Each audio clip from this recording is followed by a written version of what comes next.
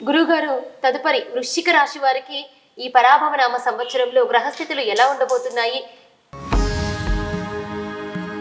వృశ్చిక రాశి వారంటే విశాఖ నక్షత్రం 4వ పాదము, అనురాధ నక్షత్రం 4 పాదాలు, జ్యేష్ఠ 4 పాదాలు కలిస్తే వృశ్చిక రాశి అవుతుంది. వృశ్చిక రాశి వారికి సంవత్సరము 11 ఆదాయము, ఖర్చు 5, రాజ్యపూజ్యము 2, అవమానం 6గా ఉంది. ఈ రాశి వారికి ఈ సంవత్సరము జూన్ 2వ తేదీ నుంచి గురుడు మిథునం నుంచి సింహరాశిలోకి మనకు ప్రవేశిస్తూ ఉంటాడు. సింహరాశిలోకి వచ్చినటువంటి గురువు వీరికి అనుకూల స్థానంలో ఉంటుంది.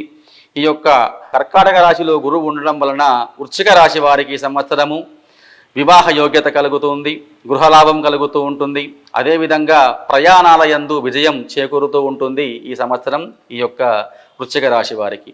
అదేవిధంగా వృశ్చిక రాశి వారిని చూసుకున్నట్టయితే వీరికి సంవత్సరం 5వ స్థానంలో శని అశుభుడుగా ఉండడం వలన చేసే కార్యక్రమాల యందు ఆటంకాలు ఏర్పడడం, స్త్రీ వలన ధన నాశనము, అదేవిధంగా కుటుంబంలో చిక్కులు, కలహాలు, ప్రమాద సూచన, అగ్ని వలన భయం వీరికి కలిగేటువంటి అవకాశం ఉన్నది. ఈ రాశివారు గనక ఈ సంవత్సరము శనీశ్వర స్వామికి జపం చేయించుకొని ఆ తర్వాత నవగ్రహ ఆరాధన, ఆ శనికి తైలాభిషేకం చేయడం వల్ల ఈ యొక్క శని ప్రభావం తగ్గేటువంటి అవకాశం వీరికి గోచరిస్తున్నది.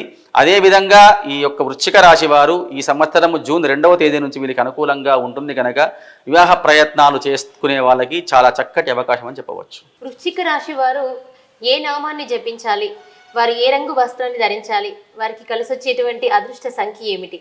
వృశ్చిక రాశి వారు ఈ సంవత్సరం శని అనుకూలంగా లేకపోవడం వలన ఆంజనేయ స్వామి గుళ్ళో ఆంజనేయ స్వామికి ప్రతి మంగళవారం కానీ శనివారం కానీ అభిషేకం చేయించి ఓం ఆంజనేయాయ నమః అనే యొక్క మంత్రాన్ని అనునిత్యం పఠిస్తూ ఉంటే వీరికి చక్కటి శుభ ఫలితాలు జరిగేటువంటి అవకాశం ఏర్పడుతుంది.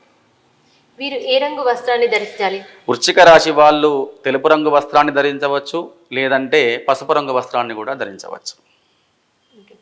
వృశ్చిక రాశి వారు గురువు గారు చెప్పినట్టు ఆంజనేయ స్వామి నామస్మరణ చేస్తే తప్పకుండా శుభాలు చేకూరుతాయి.